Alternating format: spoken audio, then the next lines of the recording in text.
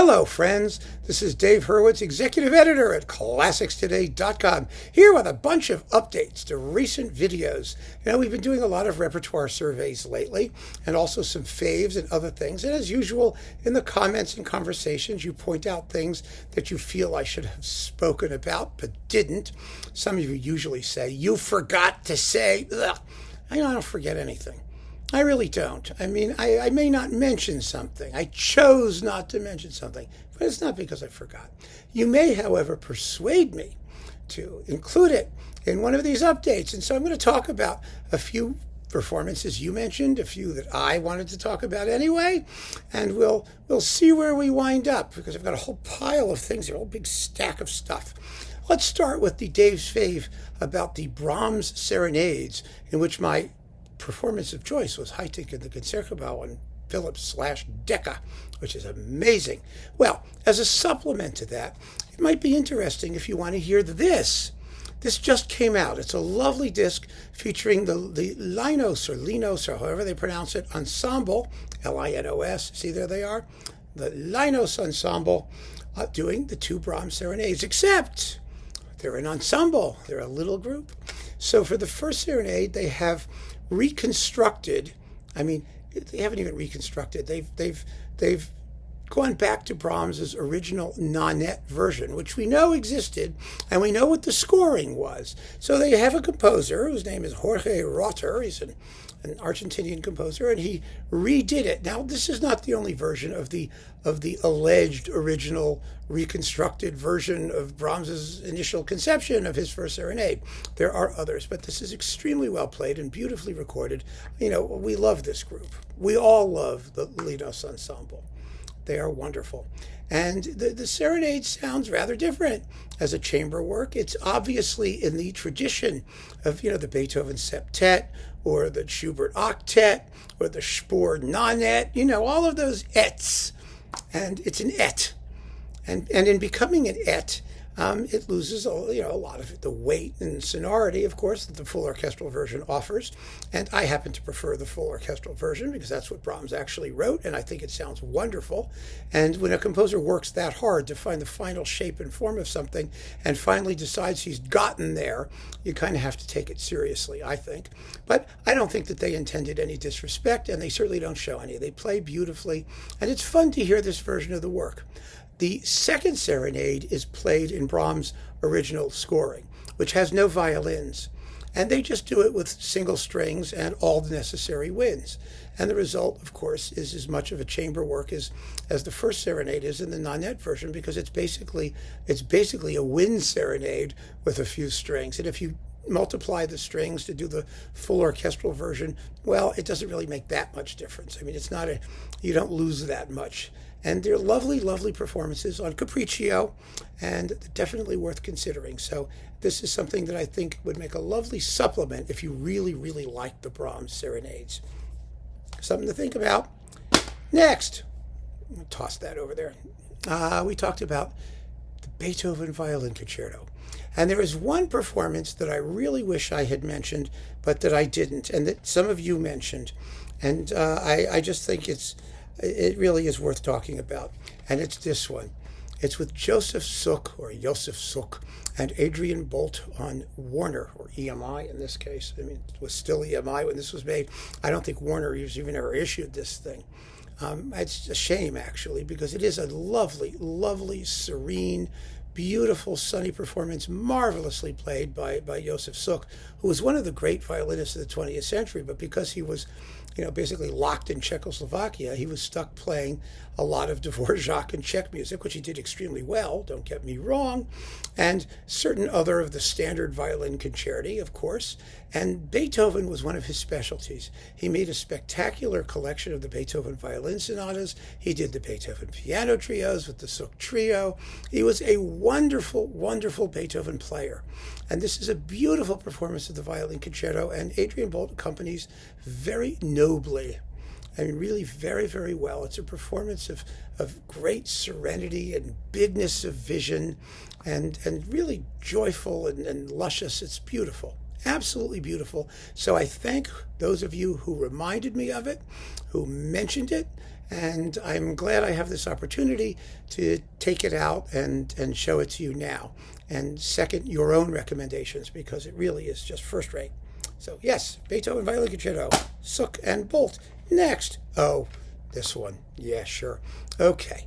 All right, I did my talk about the Sibelius Violin Concerto, and a whole bunch of you went just nuts because you said, how could you ignore Christian Ferris and Herbert von Karajan? How dare you? What kind of a witless slub do you think you are not to talk about it? Well, I'm talking about it. Yes, it's very good. It's really very, very good.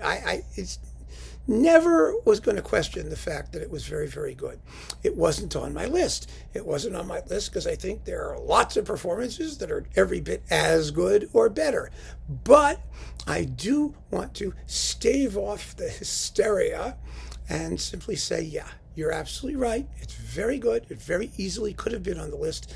This little twofer actually is kind of fun because you get his Brahms Violin Concerto, which is also very good, and his Beethoven, which is actually better than I think the later one he did with Anna Sophie Mutter, with them switching their sweaters or whatever they were doing. And, it's a pity they didn't put the Tchaikovsky on here. They could have probably somehow. Well, maybe not. I don't know. It may have been difficult to figure out, how to fit it. But it's lovely. You get it with here on this twofer, the Schumann Violin Sonata Opus 121. And that's fine. But these are lovely performances. Ferris was, of course, a great violinist. I did a talk about the Icon Ferris box, which has all this really good stuff in there. And this is a lovely, lovely set for the Sibelius, particularly. I agree. It's a very fine version of the Sibelius Violin Concerto. So that's good. And also, in keeping with the Sibelius stuff, some of you mentioned this one. Augustin Hadelich. I never could pronounce his name. I don't know what it is. But it's Augustin, Hadelich. Let's call it Hadelich. That sounds probably best, don't you think? And it's with the Thomas Addis Violin Concerto with Hannu Lintu and the Royal Liverpool Philharmonic Orchestra. Is this one of the great Sibelius Violin Concertos? Well, I don't think so yet. I need to let it grow on me a little bit more. Some of you swear by it. The Thomas Addis Concerto is, again, it's something that I'm not quite used to. I'm really on the fence about this recording. I really am. There are some things I really like about the Sibelius. They do make it sound quite modern. I mean, in the sense that, in the same way that in some ways Esa-Pekka Salonen did it in his recordings of it, especially with Cho Lang Lin, or, I hope I didn't get his name wrong. I don't even know. I'm sitting here like an old man, so I apologize. But yeah, I mean, there's something definitely there. I don't think it's one of my favorite performances. I don't think it's going to become one of my favorite performances. But I did want to mention it to you. I have heard it. I'm just on the fence with it. I don't want to write about it. I don't want to venture an opinion yet, because I don't know it well enough. I just need to listen to it more. And Thomas Addis, well, I've never been a big fan of Thomas Addis. He's an interesting composer, but not too special for me. But I have it, so there it is. And you can make of it what you will. I'm just going to be honest and say, I don't know. Some of you did jump on my discussion of the Tchaikovsky Violin Concerto because I mentioned Leonid Kogan, and not his recording with Konstantin Silvestri. Here it is. And it is wonderful. I agree. It is wonderful. Yes, some of you audibly prefer it to the Andre Vandernoot version. And, I can understand that. I really can. I just happen to have the Vandernoot here and this one on the other side of the wall. And so I thought I would mention them both while talking particularly about Vandernoot.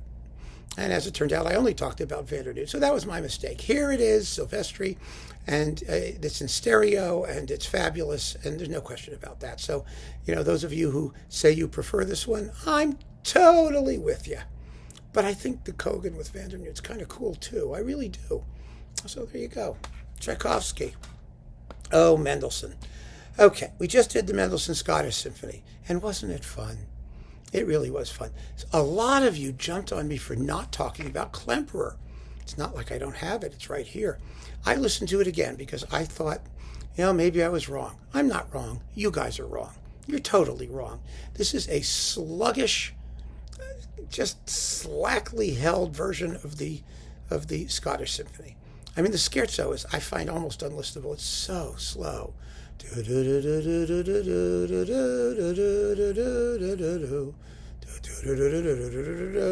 it's just, ugh. I'm sorry. That's how I feel about it. And I love Klemperer. I mean, you know I love Klemperer.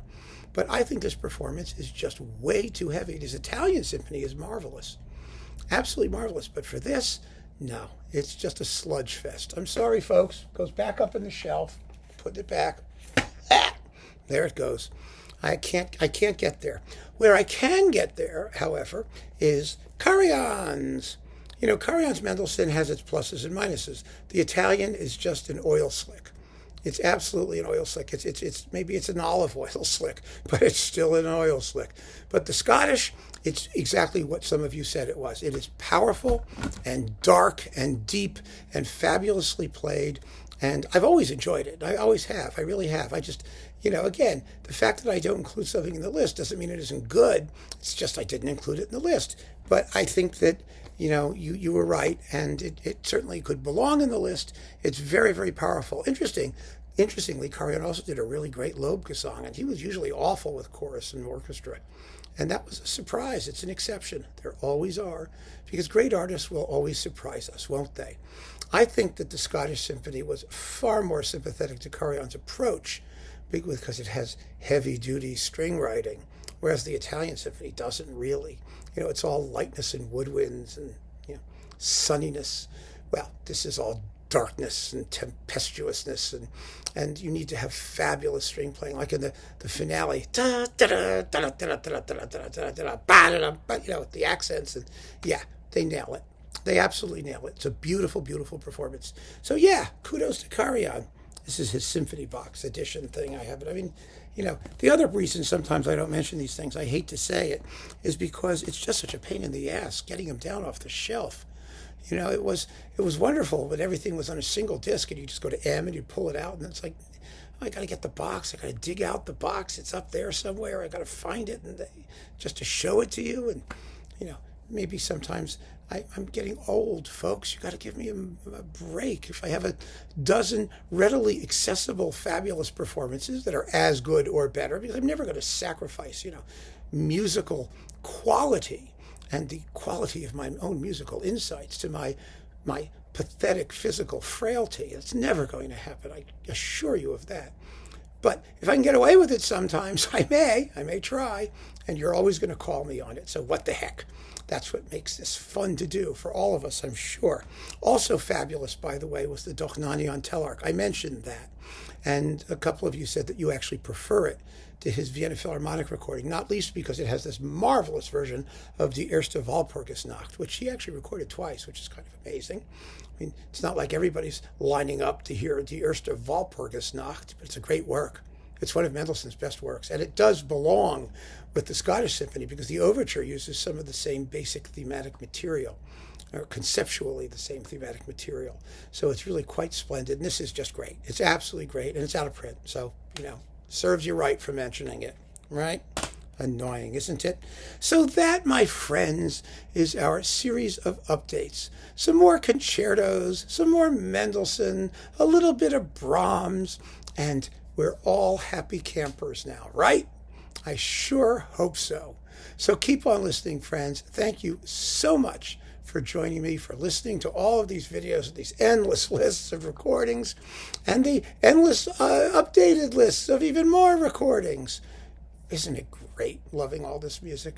Oh, it's so much fun. It's just it's more fun than we have any right to have, isn't it? Take care.